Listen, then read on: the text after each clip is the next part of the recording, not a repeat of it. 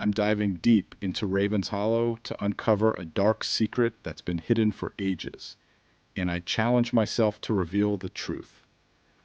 The autumn of 2001 cast a muted glow over Raven's Hollow, a secluded hamlet tucked in the hills of Ashbourne, Kentucky. The air was crisp, laced with the earthy tang of fallen leaves and the distant smoke of chimney fires, curling like specters against the bruised purple sky. Raven's Hollow was a place where whispers carried weight, where old brick houses stood sentinel along a narrow, twisting lane, and where the past clung stubbornly to the present. That fall, an echo stirred, a tremor of unease that would entangle 4 teenagers and unearth the buried truths of a town that preferred its secrets kept. Ashbourne was a town of stark divides. Its newer neighborhoods, with their polished homes and manicured yards, sprawled along the valley's edge, but Raven's Hollow was its weathered soul. The lane was a gallery of aging structures, red brick cottages and sagging farmhouses, their windows cloudy with age, their roofs dusted with moss. Beyond the houses stretched the Ravenwood, a dense forest of pine and sycamore, its canopy so thick it seemed to swallow the light. Locals spoke of the wood in hushed tones, weaving tales of lost travelers and restless spirits. It was in this forest that the trouble took root, though its reach would extend far beyond the trees. The 4 teenagers at the heart of this story were a tight-knit crew, forged by the reckless spark of adolescence and the unspoken bonds of shared history. There was Caleb Morrow, 17, with sharp blue eyes and a restless energy that drew others to him. He was the instigator, his charisma a magnet for trouble. Beside him was Nora Tate, quick-tongued and bold, her dark braids swinging as she mapped out their schemes with a strategist's precision. Then there was Ezra Brooks, reserved and observant, his lanky frame often hunched over a sketchbook, capturing details others overlooked. He was the group's conscience, though he rarely spoke up. Last was Lila Hayes, who'd arrived in Ashbourne 3 years prior, her fiery spirit and sharp laugh earning her a place among them. Lila was fearless, always the first to leap into the unknown. It was Caleb who dreamed up the game that autumn, a rebellion against the monotony of small-town life. They called it Shadowmark, a blend of stealth and defiance that fed their hunger for thrills. The rules were straightforward. One of them would slip onto a neighbor's property under cover of night, leave a subtle sign, a painted rune on a shed, a stone rearranged in a garden, and escape undetected. The others would watch from a distance, hidden, ready to warn if trouble stirred. It was a test of nerve, a way to carve their names into the quiet of Raven's Hollow. At first, Shadowmark was tame. They targeted vacant lots or the yards of neighbors away for the season. Caleb would etch a crescent moon on a fence post, or Nora would weave a braid of twigs into a gate.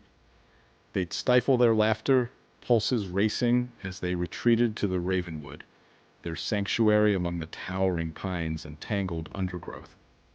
But as the weeks passed, the game grew reckless. They began hitting lived-in homes, creeping closer to lit windows, daring the night to catch them. The rush was intoxicating, and none wanted to be the first to flinch. It was late October when they set their sights on the house at the far end of Raven's Hollow. Number 13 was an anomaly, a crumbling Victorian with black shutters and a widow's walk that loomed like a forgotten crown.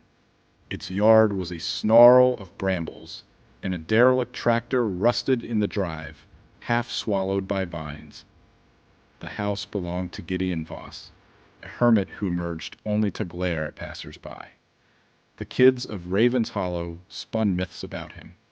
Some claimed he was a retired preacher cursed by his flock, others that he'd fled a crime in another state.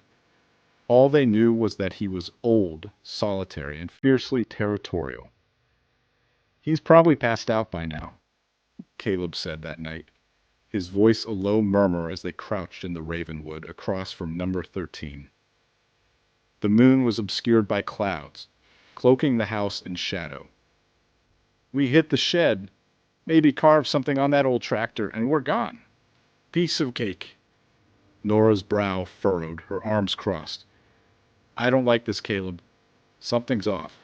What if he's watching? Then we bolt, Caleb said, his grin sharp in the dark. Come on, Nora. You backing out? Nora snorted but held her ground. Ezra, perched against a tree, stayed silent, his eyes locked on the house. Lila, however, was already nodding, her grin mirroring Caleb's. I'm in, she said. I'm quicker than you, Morrow. Caleb chuckled, nudging her shoulder. All right, Hayes, let's see it. They melted into their hiding spots, the forest enfolding them in its chill embrace.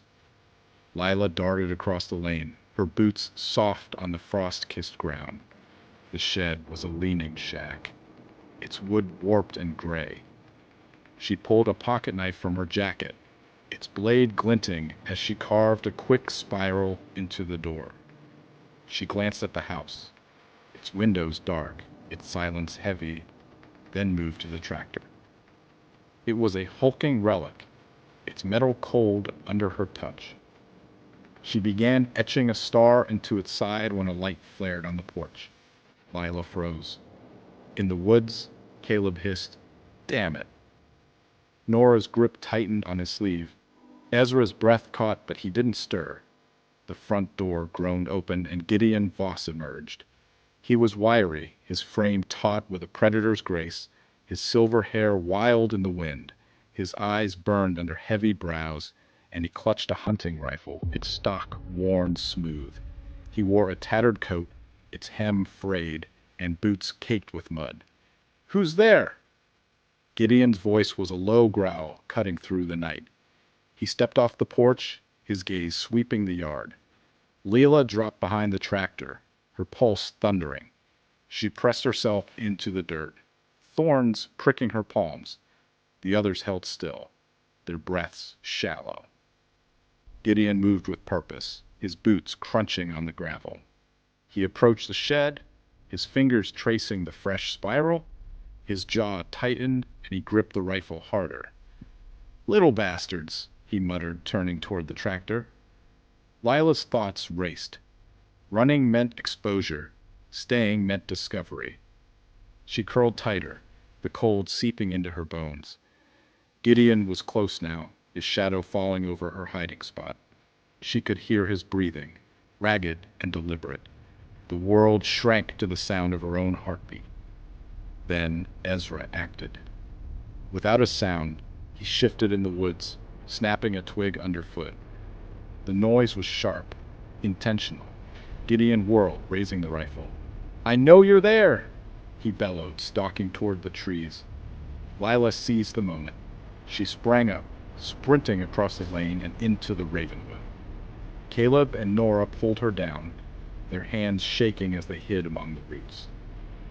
Ezra was already moving, his lanky form weaving through the trees as Gideon crashed after him, the rifle swinging. They didn't stop running until they reached the old quarry at the town's edge, collapsing on the rocky ground. Lila was trembling, her breath ragged. "Ezra," she gasped. "Where's Ezra?"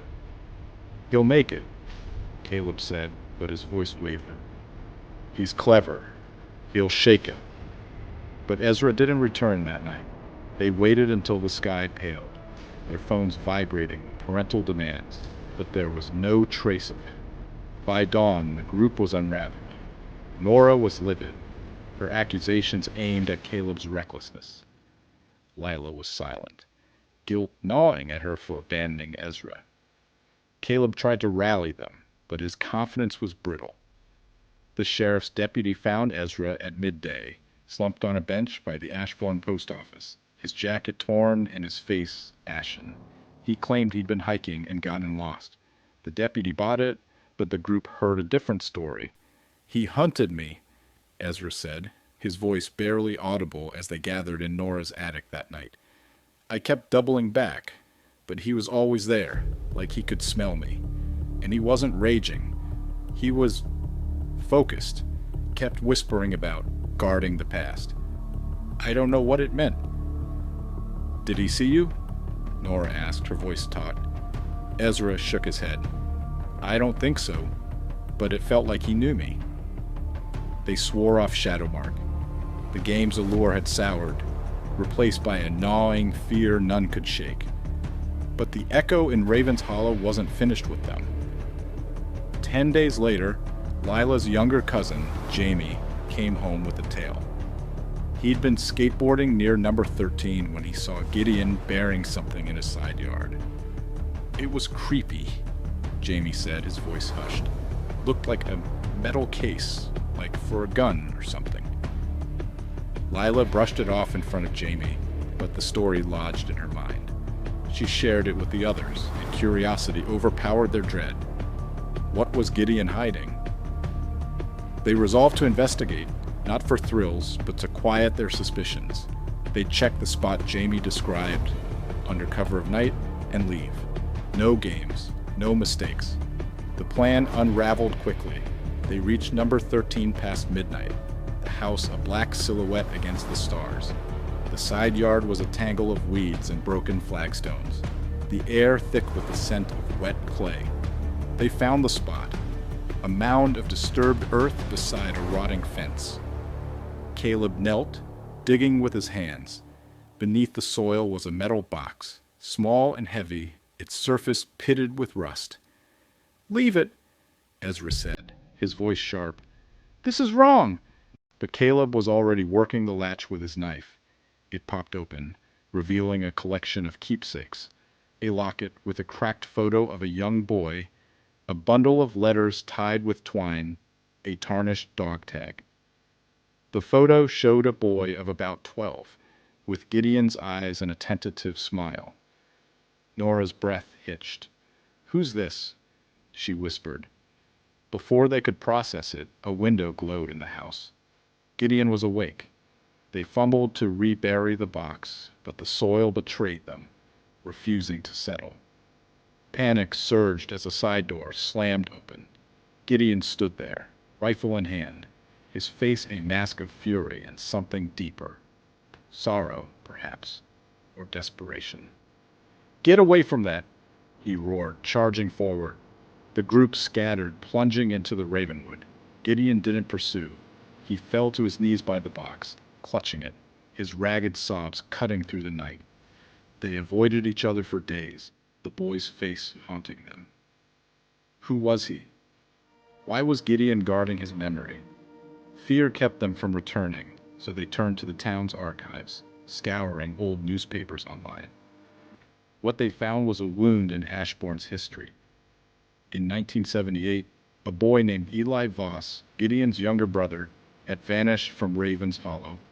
He was 12, with a shy smile and a love for sketching birds. The case went cold, blamed on a runaway or transient. The articles noted Gideon, then a young man, had been shattered, retreating from the world. He'd stayed in the family home, becoming the recluse the town now shunned. Gideon's brother, Nora said, her voice hollow as they read in Caleb's garage. That's who's in the box.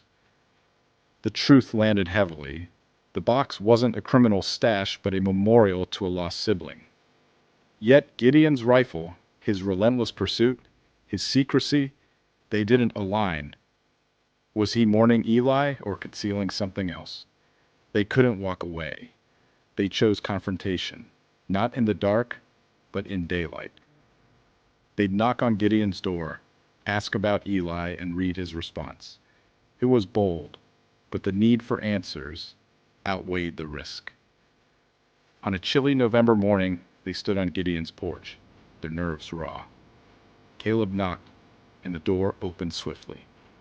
Gideon looked ancient up close, his face etched with loss, his eyes rimmed red. He didn't welcome them inside. What do you want? He asked, his voice a rasp. We know about Eli, Nora said, her tone firm despite her pounding heart. We found the box. We just want the truth. Gideon's shoulders sagged, and for a moment, he seemed on the verge of collapse. Then he stepped aside, motioning them in. The house was a shrine, its walls papered with Eli's sketches, birds, trees, the Ravenwood. Gideon sat them down and spoke. Eli had been his anchor, the only family left after their parents died. When Eli disappeared, the town turned on Gideon, whispering he'd failed his brother, or worse. The police found nothing, and Gideon buried Eli's belongings in the yard, a way to keep him close. The rifle was for protection. Kids had tormented him for decades, defacing his home, mocking his grief. He chased them off, never meaning harm, but his patience had worn thin. "I thought you were just more of them," he said, his voice cracking. "I just wanted peace." The group listened, guilt mixing with relief. There was no villain, only a man broken by loss in a town that had abandoned him. They apologized, vowing to leave him be. As they left, Gideon pressed the dog tag into Lila's hand. He'd want it to mean something, he said. The rest of the fall passed quietly. They abandoned Shadowmark and steered clear of Raven's Hollow. The dog tag hung on Lila's keychain, a quiet reminder.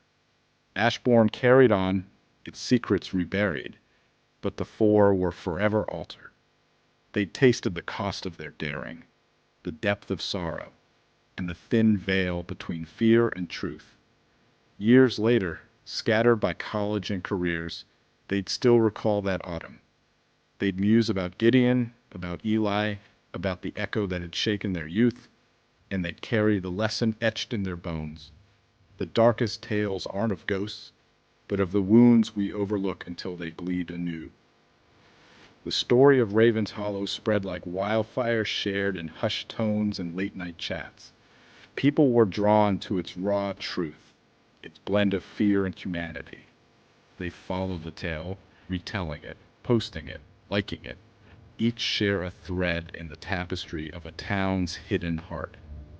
The story of Raven's Hollow lingered, passed from one voice to another, a haunting melody of loss and redemption that refused to fade. It spread through whispered conversations, late-night threads, and flickering screens, each retelling drawing new souls into its orbit. Follow the echo, share its truth, like the heartbeat of a town that still breathes its secrets. Because some stories demand to be heard, and this one's calling you.